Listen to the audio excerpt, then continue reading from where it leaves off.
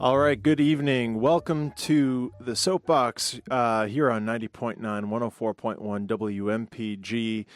WMPG, Southern Maine's community radio station from the University of Southern Maine. This is the tail end of our Begathon week.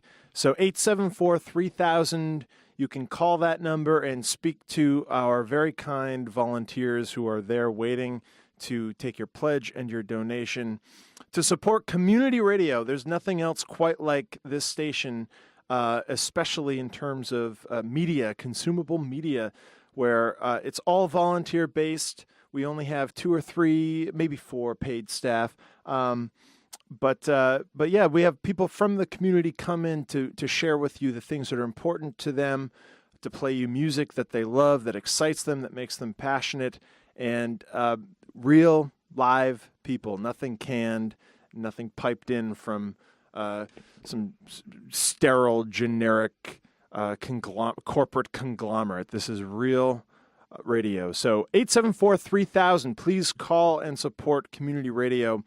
And a show like this, the Soapbox, could not really happen elsewhere.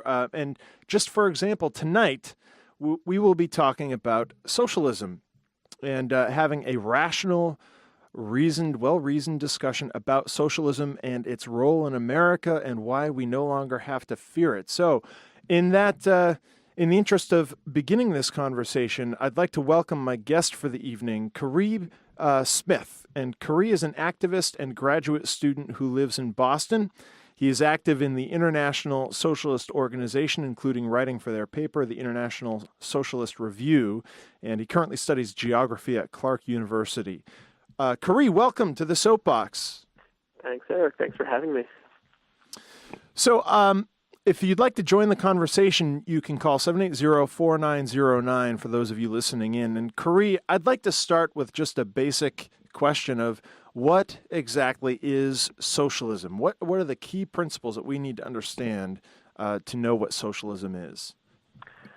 Well, I think the foundation of socialism is the fact that capitalism has produced tremendous wealth in a way that nobody in the world really has to want anymore. You know, there's absolutely enough wealth to give everybody what they need, and really a lot of things that go well beyond what we need. And yet, the way that the society is organized, the vast majority of people don't actually have access to the wealth, the knowledge that is produced in our society. That's made private. It's held in universities that you can only access with money or other resources, among many, many other things. And so the idea behind socialism is that we should take this wealth that already exists, but actually collectively control it, and collectively and democratically decide how to spread it to everybody, to make sure that everybody gets to benefit from what we've produced. So that's really the basic foundation of socialism, and essential to it is the idea that it's possible to have a world without exploitation. It's possible to have a world without oppression, and therefore socialism has got to be the end of all oppression. It's got to be liberation for all oppressed peoples, and the working class's democratic control of the fruits of society. And so would you characterize socialism as a political philosophy or an economic philosophy? What would you characterize it as? Yes, I mean, socialism, it would have economic, political, and social dimensions, just like capitalism. Capitalism, there's obviously an economic dimension to it, in terms of the way that things are produced in workplaces, and where we have bosses and managers who control what is produced and how it's produced, and then workers who work to actually produce things, and those goods are sold on a market and things like that. So there's an economic dimension, but of course there's also there are political dimensions to capitalism. I mean, we have a whole political system in the United States and all around the world, in capitalist economies. And there are social dimensions as well. There are all kinds of ideas and cultural notions and ways of doing things that flow from this kind of society. So similarly, socialism would be all of those things. It would be economic, it would be political, and it would be social. Economically, it'd be, again, workers who already we produce everything anyway. We manufacture the goods, we drive the trucks and the buses, we produce electricity, all those things. So it would be us democratically controlling our workplaces and controlling the economy on the basis of solidarity and giving each other what we need instead of profit. But there'd be social dimensions as well. I mean, we'd have you can imagine that society would look very differently if instead of competing against each other for jobs or for scarce resources, the ethos of society was actually how do we cooperate and give everybody what we need, solve the problems that we have, like climate change and, the host of other problems that we're dealing with. That would produce a very different culture. It would produce a very different set of social relations, too. So you're sort of positing socialism as the flip side of the coin that capitalism is on. Is that fair to say? Yeah, that's true, and it's one thing that I don't know. It might seem counterintuitive or ironic that actually socialism to arise as an idea and as a possible, as a possibility, as a possible reality, we needed capitalism first. Because what capitalism has done, it's produced tremendous wealth in a way that hadn't been done previously in history. And so, we all learned in school about how amazing the Industrial Revolution was and what it meant to have things like steam power and how really revolutionary it was that relatively few laborers could produce tremendous things on a mass scale. That's what capitalism has given us, and yet the problem is that the process is controlled by a minority of people whose interest is their profit rather than giving everybody what we need. And so it's like we're all working to produce this tremendous wealth that exists in this country and all around the world, and yet the wealth itself and also the control over it is really stolen from us. There's no democracy in the workplace. Even though as those of us who work know, we can think of all kinds of ways to make workplaces run better, to produce things more efficiently that we really don't get to do because we're not in charge. So, yeah, the idea is that capitalism has given us, on one hand, this foundation of possibility, and yet the way it's organized is fundamentally exploitative and oppressive. And so we want to remove that exploitation and oppression, and instead, in a lot of ways, we would be running. We would have the things that we have now. We'd have a lot of the universities and a lot of the same workplaces and infrastructure, but we would be running those things in a completely different way, in a way that's not hierarchical and in a way that's about cooperation and the social good rather than making a small number of people very rich. So what about this notion, Khury, that capitalism is a meritocracy and the people who have accumulated the wealth are the ones who have put the work into creating that wealth, and so have a right to have that wealth. And the people who don't have it need to apply themselves more, and through hard work and dedication, maybe they too can reap the fruits of the capitalist system. Right. Yeah. I mean, I don't buy it. I think that those of us who are working class people or who've known working class people, and poor people, I know people, and I'm sure you know people, and everybody knows people. Everybody I know knows people who've worked hard all their lives and never get ahead. And the fact is that most people who have wealth, the way that they get it is that they're born into it. And then the way that wealth is accumulated is not due to the kind of ingenuity of entrepreneurs, which is, I think, that's the idea that we're taught in this country, is that if you're really smart, if you've got a great idea and you work hard, that you can succeed. And the truth is, somebody like Bill Gates or Steve Jobs, people who had major corporations and are really wealthy because of that, they themselves aren't designing, the products for Apple or Microsoft. They're not writing the code that engineers are doing. They're certainly not in the factories in China and Southeast Asia manufacturing those products or distributing those things, shipping them in boats to come here or selling them in retail stores. It's all of those processes that actually produce the wealth that those men have, not their individual brilliance. So, and yet, the people who do retail in the Apple store, I'm not very good at technology, and so I'm in awe of the kind of skills that come with, that one has to have to work at the Apple store or something. But those people with those skills are not going to become millionaires, and frankly, they might their jobs they might be called geniuses, but they're not treated with respect or given decent wages. So, I think that the idea of a meritocracy, it's a lie that is meant to justify really, people whose job is managing the labor of others and exploiting the labor of others, having that wealth.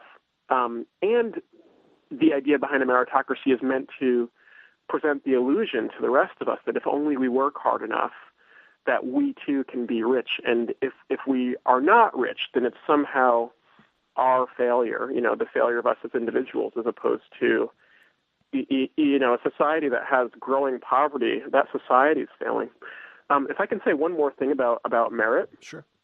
I think that it's used very selectively in this country. So I remember, like, Mitt Romney, his campaign slogan in his last presidential run was "We built this." Like, people like him, entrepreneurs, they're responsible for the wealth of this country, when in fact, it's really been generations of workers and laborers, including enslaved people. I mean, it's it was slaves who built the economic foundation of this country, and yet whenever that what is owed to the descendants of slaves, whenever that comes up, the question of reparations, that's dismissed right away. Oh no, that was a long time ago. That wasn't really. People today, they're not due those reparations, and yet the idea that wealthy people today who have inherited they've inherited wealth over generations that's really been stolen from working people, well, that's somehow due to their merit. They deserve that wealth. So it's a notion that is applied very selectively, and one that really justifies a hierarchy, and justifies really the theft and injustice that people who are exploited have experienced and continue to experience. Yeah, and just to build on that, not too long ago, I had the great Marxist economist Richard D. Wolff on the Soapbox, and Awesome. Posed a similar question to him, and he made what seems like such a strikingly commonsensical response, but it takes a moment for us who are entrenched in the capitalist system to really see it this way. But this idea that creativity and ingenuity and entrepreneurship are rewarded by a capitalist system, actually, when you think about it, think of all of the creativity and ingenuity and works of genius and brilliance that have been snuffed out and suffocated because the people who were capable of these contributions were otherwise occupied by struggling frantically just to get the means to live and make a living. Yeah, absolutely. I mean, one thing, I think that the question of creativity is so important because the proponents of capitalism say that at the heart of the system ingenuity is valued. And first of all, I mean, I just always think about the fact that the U.S. has the biggest prison population in the world. So there's over 2 million people, in local, state, and federal prisons. And so their creativity is they're languishing in cages, so that which is I think a crime to them and a crime to the society that's depriving us of who knows what could be produced by folks who are cut out of the economy and out of society altogether in prisons. But then, as you said, most of us have to work, and increasingly we work longer hours, and creativity is seen as this thing that hopefully we have time for, as opposed to the center of our lives, which is really tragic. The other thing, though, is that I think that competition, which is so central to capitalism, really stifles creativity, actually. So, you have well, I'll put it this way, like I'm a graduate student, and those of us who do research in academia or in the tech sector or in the healthcare sector, we're competing for a finite amount of money in the form of grants, foundation money, and we have to compete. We're forced to compete against each other. And so you have different researchers trying to prove why their idea is better and should be funded over somebody else's idea. You have different firms doing the same thing. Instead of a society and an economy that's based on cooperation, you're researching this? Well, we're researching it too. What if we work together? Research it together. Instead, we actually have to compete against each other. And so there are all kinds of innovations that don't get funded because the funds went to somebody else. So I really think that actually socialism would provide for a lot more creativity at every level, at the individual level and at the social level. And when it comes to the things that I think we're facing serious problems. In particular, what's happening to the planet's ecology is horrifying. And I'm sure that your listeners have heard in the past couple of weeks, NASA released a report that the state of California might have a year's worth of water left. That coastal cities in the country are going to be facing rising tides. And where I live in Boston and where you live in Portland, this is a major crisis that we're facing. And as you know, and I know, the snowstorms this year were different than they've been. And so we're facing some serious problems that we've got to put our heads together to figure out how are we going to get out of this. And we're using the same model of scientists and other innovators, engineers competing for funds when it's being funded at all. I mean, frankly, I think climate change and all the repercussions are not being taken seriously at all by this government. But where people are trying to figure out solutions, we're competing with each other instead of saying, wow, we've got a major ecological crisis that we need to cooperate across this country and, frankly, across the planet to figure out how we're going to solve. Yeah, that's really interesting, Khury, and such an important point. I think, the free market and capitalist system in general seems absolutely paralyzed in the face of the ecological catastrophe that we're facing. And this notion that socialism, where capitalism sort of aggrandizes and promotes competition, socialism aggrandizes and promotes collaboration, right, which seems so much more fruitful. Let me get another quick plug in. 2 phone numbers for listeners to consider. 1-874-3000. 874-3000. Call that number to make a donation. And thank you very much to Byron in Portland for calling in already and making a donation. 874-3000. Support community radio. If you would like to join this conversation live right now, 780-4909. So here's another basic question about socialism, Khury, that I think a lot of people in America are sort of confused on. What is the difference between socialism and communism, or what is their relationship? Okay, that's a good question, and I think there's two things. One is there's communism as Marx and Marxists, describe it, and then there's communism, which there's a communism that the Soviet Union and other dictatorships that have nothing to do with socialism have claimed. So the basic thing is socialism. The idea of socialism is as I was saying earlier, it's this stage after capitalism, where the working class would take over the economy and run it collectively and democratically, and work to establish a much more equal, egalitarian, and liberated society where we would finally have an opportunity not only to solve things like the climate crisis and all, poverty and all kinds of other problems that have been created, but how are we actually going to overcome racism? How are we actually going to overcome sexism? The oppression of nation states and borders.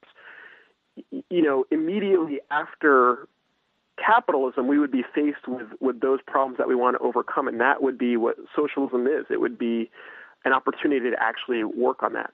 Communism, as Marxists understand it, is a stage after we've been working through some of those problems. Whereas, because there are certain measures that we would need initially, we would need a different kind of government, a workers' government, to be able to deal with all these problems effectively. We would still need currency, at first. And yet, if we establish a more egalitarian society, ultimately, we don't need a government as we currently understand it, We don't need to have a state. If we've established a society where everybody's working collectively and cooperatively, why do we need any form of police, or even if it's from the working class? Or why would we need, if we've actually produced and have found ways of distributing all of the goods that everybody needs, there's a point at which we don't need currency anymore. Kind of like, water, which in the U.S., the quality of it is kind of degrading. but we all, anywhere you go in this country, basically, you expect there to be a tap that you can turn on the water. You're not going to put $1 into a machine to get that water. You're not going to swipe a credit card because it is abundant in a way, and we have figured out an infrastructure in a way such that we can distribute it without you having to pay for it every single time you turn on the tap.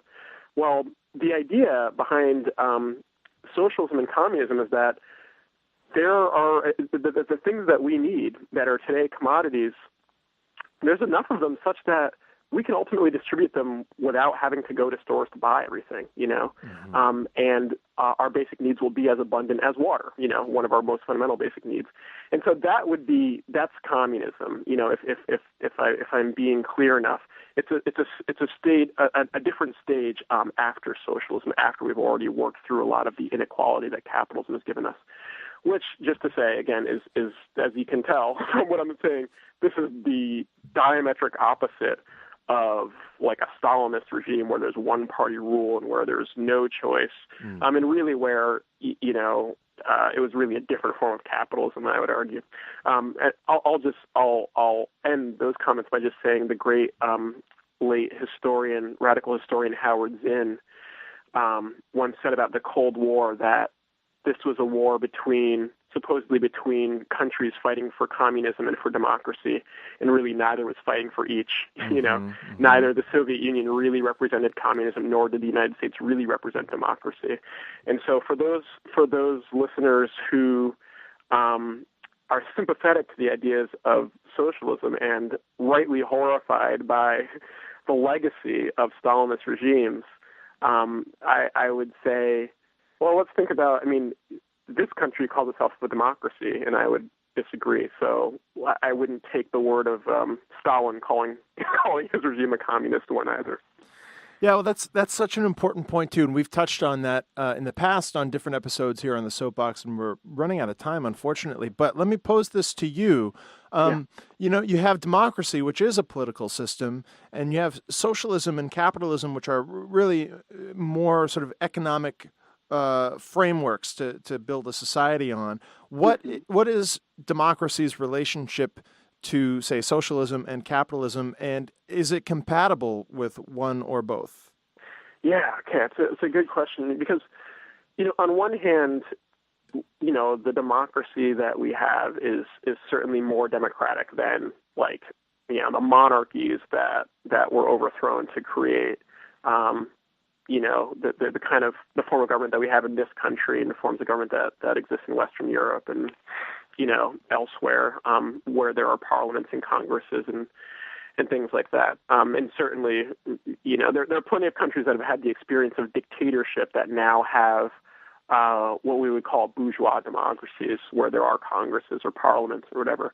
There's something more democratic and certainly preferable to dictatorship. But fundamentally, if capitalism is about concentrating economic power in the hands of a few, which fundamentally it is. I mean, even proponents of capitalism will say, of course, it should be a few people who have economic power, and they have justifications for that, including the idea of a meritocracy and so on.